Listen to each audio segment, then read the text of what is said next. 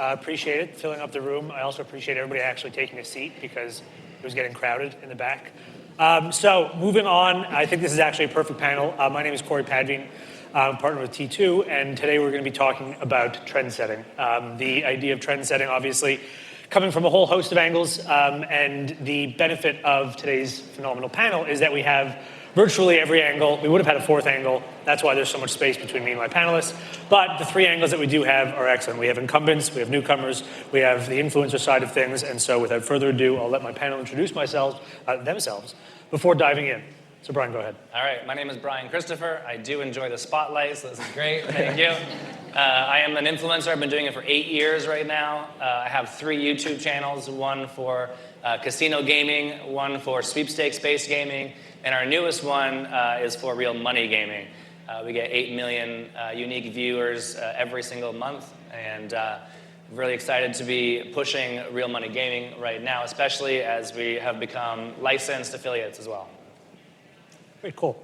My name's Magoon. I'm the head of growth for Pikkit, which is a social media and bet tracker for sports bettors. In the last 2 years, we've hit almost 500,000 downloads and hoping to reach that number by the end of March Madness.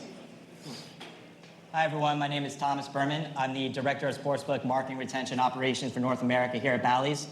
So our team oversees overall sportsbook operations, both retail and online for Bally's. All right, perfect. So obviously, we have a pretty diverse group with a lot of opinions to share. So I want to jump in first, just Thomas, if you want to just touch a little bit on, as an incumbent, as one of the major players who's been around for a long time, how exactly is the process of staying ahead of the curve for a group like Bally's? And what is it that you guys are able to do? I know that oftentimes people talk about the bigger the beast, the slower they move. And so when it comes to keeping up with trends, when it comes to staying online, what sort of tactics are implemented by you? Yeah, it's a great question. I feel like in today's world, when people hear emerging trends, you automatically think technology, AI, right? But I think it's a lot more to it. When you hear emerging trends, you have to define what that means to you. Is it consumer behavior trends? Is it product trends? And you have to find different ways of different solutions that make sense to you. And the biggest thing for us is you want to pinpoint different challenges our customers are having and finding the right solutions to make that work. It's really interesting. I think a lot of people probably heard that old Henry Ford quote when he first launched. If he asked his customers what they wanted, he would have asked for faster horses. Yeah, they found the right problem, but they didn't really find the right solution. And I think as an operator, we need to find those right solutions to the pinpoint of our customers. A fun answer is, this past week, LeBron James is going for 40,000 career points. You see a number of different operators having fun different types of bets around it. What game will LeBron do this in? What basketball will he score to make it done? These are great ways to get people into your app. You think about all these primary traffic drivers, but all of a sudden you work with your other teams that's really focused on your P&L and looking at your NGR, and all of a sudden your primary traffic drivers to get into the product aren't necessarily the ones that really move your bottom line when it comes to an NGR perspective. So now all of a sudden we realize we have this new trend where, hey, this is Spotlight A, traffic drivers, everyone's coming to our app, but now how do you cross-sell internally within your product environment to really pinpoint SGPs, parlays, things that you really want to move the needle from an NGR perspective? And now all of a sudden we have internal teams as a large company like Bally's have different KPIs, different goals, but necessarily the biggest points that we want to do move from an NGR perspective may not necessarily be the big sexy offers that you get to get people in the app in the first place. So now it really comes to new product development, UI to be, when you come to the app, how many seconds do you have to get their attention? Are they willing to scroll below the fold? And you start recognizing that these two things aren't really working hand in hand. So I think into the next world moving forward, our biggest address is how does that UX look like and kind of working together. It's one of those big challenges that we're working on right now, but I think moving forward, you're going to see a lot more ideas moving in that direction. No, and I think, obviously hearing about the hierarchy and the structure and the strategy that's involved, obviously, this is a well-oiled machine, which I think oftentimes differs from a lot of the guerrilla tactics that are utilized by newcomers. So I think, Thomas, if you could share a bit about how the process might be a little bit different as far as keeping up with trends or signing up. I know you mentioned you wanted to talk a bit about your first 100 users. So what some of those strategies are and how you guys have gone from 0 to 500 in 2 years. Yeah, so starting out as a 3-person company with a much smaller marketing budget than probably everyone else in this room, our strategy was go directly to the user as quickly as possible. When we launched, we're based here in New York City. New York hadn't legalized gambling yet, so we would go over to New Jersey. I would take the path to Hoboken, and we'd go to Texas, Arizona, which is a sports bar in Hoboken. And if you're at Texas, Arizona on a Tuesday watching the NBA, you're probably a sports bettor. So I'd walk up to them and say, hey, you want to try out this app? I'll buy you a beer if you try it out. And that's how we got our first couple hundred users. Some of those users still use the app to this day. And it was kind of, for us, like, we don't have the same marketing budget. We don't have a name at all. We just need to make sure that people enjoy our product first before we can scale. Obviously, buying beers every single night for people at bars doesn't scale. But that was a way to kind of establish ourselves with a small group of people, give ourselves the feedback that this is a product people want, and then we could start to scale through social media influencers who are still a lot more personal than kind of the typical advertising, because when you follow someone on Twitter, TikTok, Instagram, you have a connection with them. You're not at a bar with them, but you're interacting with them socially. And so getting those people to start organically using our app and then post about it and say, hey, this is something I've been using. This isn't necessarily an ad. I'm just using this. It's a great product. You guys should check it out. Was a great way to kind of start our guerrilla marketing on the internet as opposed to just buying Budweisers at a bar. Sure, and I mean, getting a sign up for a $5 beer is probably a lot cheaper than an actual CPA. Yeah. If everybody could go to every bar and just do that, I feel like all of us would just give up marketing entirely. Yeah. So you mentioned influencers. Obviously, the role of influencers has become a huge component when it comes to signing up new users, when it comes to engaging a public, largely because of degrees of authenticity. So Brian, if you could just tell us a little bit about sort of your process. I mean, as really one of the trendsetters that a lot of operators are looking towards or looking to partner with, what the process looks like from your end. So we definitely want to be, like, the role of an influencer is to be the best friend of everybody, right? They look up to me, they want to hang out with me. Whenever they meet me in public, we do a lot of events. The first thing they always say is, I feel like I know you already. Like, can we go play together? They want that connection. So that's what we need to give them. And so we're always trying to connect with them. When I speak with them, I always use us and we when I'm speaking to really get them in. And whenever I show them a new product, it has to be something that we really believe in. We get hit up, dozens of times a day from different products or websites that want us to represent them. But I need to try it out and make sure it makes sense for me, and make sure it makes sense for my audience too. We've been promoting for example, Chumba and Lucky Land for about 5 years already now. And we were very selective in that process. I didn't want to have, I honestly could have promoted for all the sweepstakes-based casinos all at once, but it's confusing to our audience. And so same with fliptheswitch.com, which is our new content portal. We're very selective with who we partner on there as well. And we work with Katina as well as a sub-affiliate to find those partners to work with. And they have to be ones that we really agree with and ones that our fans will love. And you mentioned affiliates, you mentioned Katina, which I think brings us perfectly to Alberto. Welcome. If you want to just go ahead and give yourself a quick introduction and then talk a bit about where the affiliate Alberto, fits in. I'm a director of Clever Advertising. Is an affiliate based in Malta. We also have an office here. We do from media buying to influencer marketing to we have SEO websites, in-app advertising. And so we're talking a bit about content, and I think obviously on the affiliate side, content is, it's still driving content really is driving the driving force. So if you could talk a bit about the process behind developing the content to continue, simply because, and I think everybody in this room who's worked in the affiliate space would agree that just offering bonus after bonus after bonus, it's not exactly the most effective way of driving. So if content is going to be the key, how exactly are you developing new content for that purpose? So content, it can be a lot of things. You have from review, operators review. You have bonus. You have sports news. So it's a big concept. But I think so. So nowadays the operators cannot have the luxury of not being on the affiliate sites because the affiliates are still like influencers. So if I'm new on gaming, I'm going to Google and I'm going to search how can I play, how can I deposit, which operators can I trust, which have the better bonus. So the operators have to be on those websites. And I think that it brings me to a question which I think I can open up for everybody, which is kind of a chicken and egg scenario, which is are you focusing, and I think there'll be some different answers here because the idea of content development, creation, campaigns, is it driven by the market itself, or are you looking more to be a trendsetter to shape the direction of the conversation and to hope that it catches on. And if you've worked on both angles, which have you seen been more effective? I mean, I would imagine jumping onto one is helpful, but where have you seen more success? So I guess, Thomas, we'll start with you.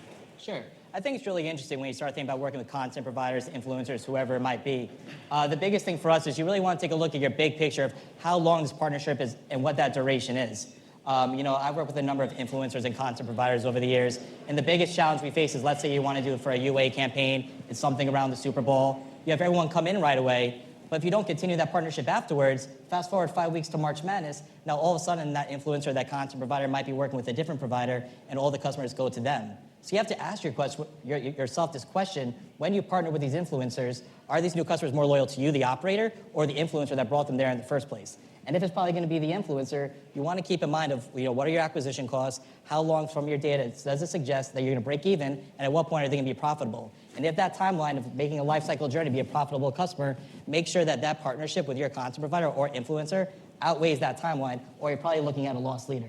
So for me, the big thing is making sure this is a long-term win. These type of partnerships, there's skin in the game for both ends. And if both ends people can end up on top, it works great. But be mindful of what those timeline looks like to make sure those types of offers, those type of spends outweigh that potential timeline working with the partner. Sure. Thomas. Sorry, Cole. Yeah, I think for us, we've had the strategy of we do not know how to make cool content. If we did, we'd be making a lot of it. But we do know how to partner with people that are making cool content. And kind of like what Brian said, where people view their influencers as their friends. If you're hanging out with your friend, you've known him for a year, and all of a sudden he's acting kind of strange, like clearly reading from a script or talking about some app in a not organic way, it's going to come across as an ad. People are smart. They're immediately like, oh, he's getting paid to just talk about this, keep swiping. But if they use their own content and their own voice to organically talk about your product, and as you mentioned, like only partner with brands that they would actually enjoy and want to use, that always works way better than if I write out a copy for someone and say, hey, could you do this little ad read or try to create this trend? So whether it's laziness or it works, we don't ever write the ad reads. We let the people just talk about the app in the way that they would fits with their content. Would you ever say that there are specific points that you want to get across, or do you really leave it entirely up? There's bullet points, yeah, where we're like, hey, like if you want to talk about this specific thing, that's great. But we partner with a wide variety of influencers. Some of them really want to talk about the tracking. They're super proud of their positive calendar. They're up. They want to show that off. Others don't have the best calendar, so they'd rather talk about the social side of our app, where you can copy their bets and talk about last night's game with them on Pikkit. So kind of cater even that to each influencer and what they want to do. Great. I'll just add to that what you said. Like in our contracts, they always say like you can give us all the talking points you want, and Brian will or will not say what he wants at his will. Like it legitimately is almost right, almost to that, because it has to be authentic. If there's things I can and cannot say, fine. Like I'll make sure I don't use certain terminology or what have you, and I will go off of the talking points still. But it has to be fun and exciting. We have to connect with them. And touching on that as well, a lot of apps and sites, they'll spend, I don't know, tens of millions of dollars on A-list celebrities to promote their product. We've seen them in movies. We don't have that connection, right? But it worked out so well for all the crypto exchanges. They're all Maybe for crypto. But the thing is, like, when I see one of them promoting a sportsbook or an app, I'm not like, oh, I have to get that now, because we don't follow them like all the time. Whereas with a social influencer who they connect with and think that we're friends, no one thinks that, I'm not going to use any names, an A-list celebrity is their best friend, right? And so seeing those ads, to me, it's a lot of lost money. Well, and I think one of the areas where I think it's important to note is where you sort of find that sweet spot in communicating. I mean, obviously, on the content creator side, there must have been a point where you sort of, I don't know if it was that you were doing everything the same from day one, or if you sort of found a sweet spot along there. But I guess in terms of moving from getting into the market into becoming, a well-established leader of the curve, what exactly was it that you sort of saw as I guess a tipping point, so to speak, to really start to gain that following and to be able to have that powerful voice in the room?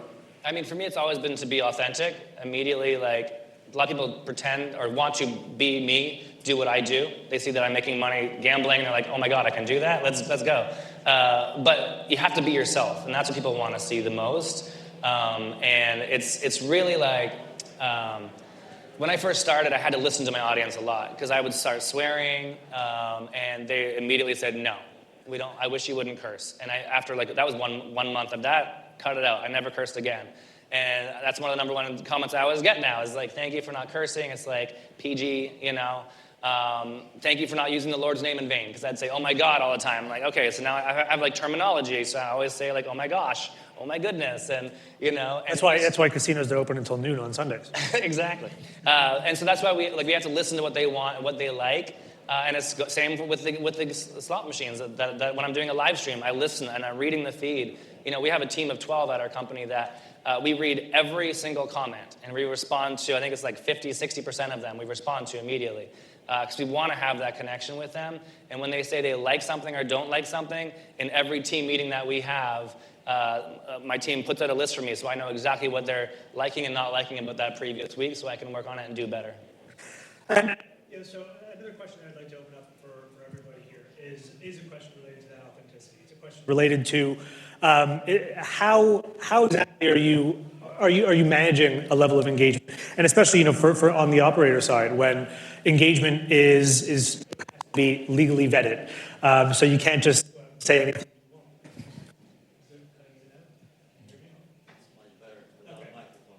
Okay, so when it comes to actually engaging with the consumer, developing an actual voice for the brand, an authentic persona for the brand, how exactly are you engaging in such a real way, and how is that engagement impacting some real-time change as far as campaigns and content development go?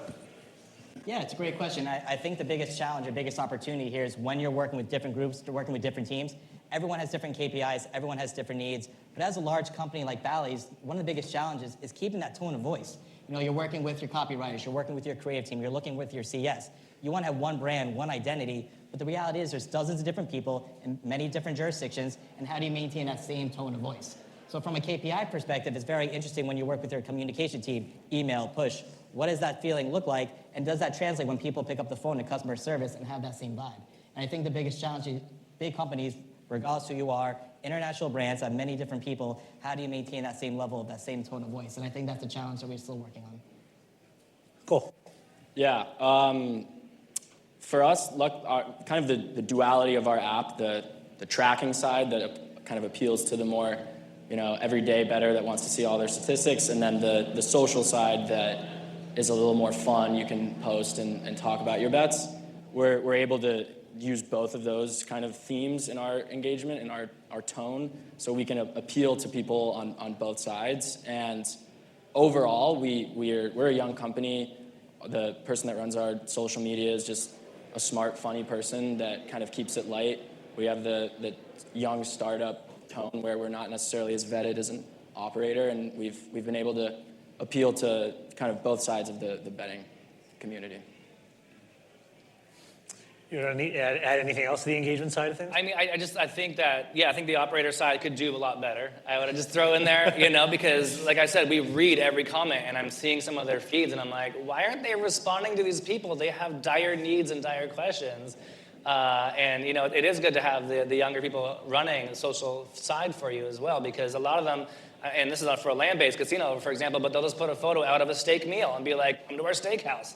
I'm like, that's not exciting. I'm not going to look at a steak and be like, I'll be like, okay, it's nice, but I'm not going to go. But if I see Brian Christopher taking a bite and eyes rolling back in his head, I'm like, oh, damn, that's good. I got to go to that casino, right? You got to be more exciting and more engaging for sure. Alberto, on the affiliate side. Yeah, I would just say that it's really important for the operator to have always the same tone. I have a good tone on marketing, but on the customer support I don't. That's really important to retain the players. I want to talk just briefly before we give some final thoughts. The one last thing I do want to talk about and touch on is technology, because obviously there is, you can't really ignore it. I'm sure that the word AI is going to be used in every session you hear for the next 2 days and then every day moving forward. So I feel I would be remiss if we didn't at least touch on how you sort of perceive technology as being useful or possibly being impactful as far as determining how a lot of these trends are set, as far as how your content is developed, et cetera, and how you may be planning to use it, if you can talk about that. So go ahead, Thomas, we'll start with you. Yeah, I think this is going to be a topic a lot of people are going to hear over the next 2 days. I think many people in the room are finding their own different solutions. What I find really interesting when you're looking at ML models, AI, different sort of predictive analysis, the biggest opportunity is, yes, we're looking at the historic betting patterns of what our customers are doing. The biggest challenge in our world is that there's an external factor that we don't control, and that is the results that's happening on the fields. So let's say, for example, you're a New Yorker, you love betting the New York Mets. Now, all of a sudden, Pete Alonso goes on the IL. All of a sudden, for the next 2 weeks, you know that performance is not going to do so well. So how does your AI models recognize external factors that's going on in the sports world and adapt to what we're trying to do from our day-to-day operations? And I think the teams right now in the sports industry who's going to be able to identify what our ML models look like, how do we continue to adapt to real-life scenarios in real time and continue to move forward? And those people who get that right will probably end up on top. Cole? Yeah, to be honest, we haven't really gone into the AI yet. We're still just chronically online. The tech we use is Twitter, TikTok, Instagram. We look at it constantly. We're vetting the influencers. We are seeing, oh, this person's posts are getting more and more engagement. They're kind of trending upwards. Let's reach out to them. So we haven't gotten there quite yet. I think that's probably just based on being a small company that can stay just using our own intuition. But yeah, we're not in the AI space quite yet, to be honest. Our team's obsessed with AI because we're a younger team. They want to know everything about everything. It's harder when you are the face of it. I mean, I could actually pay a program to be me as well. It's not quite the same, though. But we'll be using it for, like, thumbnails, for example. There's a company now that we're talking to that we might look into where they can dub me in a different language. Sure. And so it'll still be me speaking, but it'll be in Chinese all of a sudden or Spanish. Those are things we're looking at. But it'll be more on the outside of things, like the photographs, the video, well, actually, we use it for our videos to remove background music as well. If it's copywritten music, we want to get rid of that. AI will take it out for us. Stuff like that is really great. I would say that we are using for content writing, design, so to do the banners, also to analyze the influencers' stream. So I can see if he promotes the brand that should have promoted, if he said things that should have not said, if he said the right things. But we are not still using to his full potential.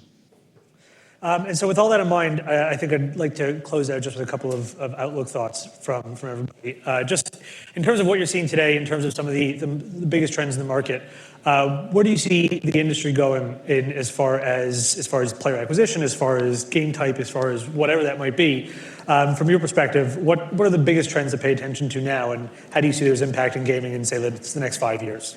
Thomas. Yeah, it's a great question. And I think the biggest thing is here in North America, we're a young industry. We're only a couple years old. We're learning, we're adapting, but so are our customers. One-on-one in retention marketing world is just trying to find the right patterns, the right offers to the right users of what they want. But what we're going to start seeing soon is, hypothetically, hey, a customer that you've had in New Jersey maybe for the past 5 years, how are you marketing to them versus maybe a new customer coming up in North Carolina? Once upon a time, you could put an offer saying, here's this crazy like parlay with minimum odds, and a lot of people jump right in. But as markets become more saturated, customers are becoming smarter, it's up to us as the operator to find new, different ways to engage with customers, or it's going to be a rinse and repeat over and over again. So what might work in North Carolina tomorrow may not work in New Jersey, so we have to continue to adapt and change as our customers become smarter and more acclimated to what we're doing. Yeah, I mean, we see the industry going social. That's why Pikkit's a social media for sports bettors. You see it with operators adding more and more social features to their platforms, and we think both for growth and retention and overall just people enjoying your product, it's more fun to bet with your friends, whether you're winning together or losing together. It takes the sting out of the loss when you're all kind of commiserating together, and cheering with your friends winning a bet is way better than winning it alone. So we see the industry going more and more social, getting more people involved, betting together, copying each other's bets, and betting with influencers, not just your friends. So that's where we see the industry headed, and that's where Pikkit is headed as well. Yeah, it is a young industry, and I mean, we were trendsetters at the beginning with the casino side of things, and now we're doing it again with real money gaming, which is quite exciting. being licensed in all the states that we need to be. And for us, like coming from the casino gaming side, brick and mortar, my fans are used to seeing those games. And so the omni-channel experience is very important to them. So I just did a live stream this past Sunday, and I was on a site, and I know my audience. And so this particular site that I was playing on has a tab that is casino games. You click on that, and it's all the games they're going to know from the casino floor. Super smart. Every platform should do that. And so that way I could do some games that they're familiar with and then sprinkle in some other games that they don't know about and are going to love. And so a lot of the comments are, do they have this game? Do they have that game? And I'm like, no, they don't have those. And then when I'm playing the new games, they're asking me, is that in the casino? I want to play that one in the casino. And I'm like, sorry, it's not. I don't know why this has never happened before. I have my own slot machine on the casino floors. And it's called Brian Christopher's Pop and Pays More. It was the very first one to go on to sweepstakes casinos on Chumba now. And now they've added another one since. I think Queenie just got added in too. So that way, like, my fans can now experience my game all across the US and Canada. Whereas before it was like, oh, we're only in 50 different casinos across the country or on a cruise ship. So now they have that experience and they can play it everywhere. And so I think that's definitely got to keep on trending up. Alberto. Yeah, I would say social. Nobody wants. So the idea. So online gaming was supposed to play alone, but nowadays it's becoming a social game. People play together with a group of friends or with influencers. And I would say the next thing in the future is to have the same experience on land-based and online. So the same games, I can see the live dealers, they are there. I can enjoy, if I want to enjoy alone at home or with friends at home, or I can go to a casino to have the same experience. I would say that is the future. Well, gentlemen, thank you all very much. If you could all join me in thanking the panelists. I think it was great.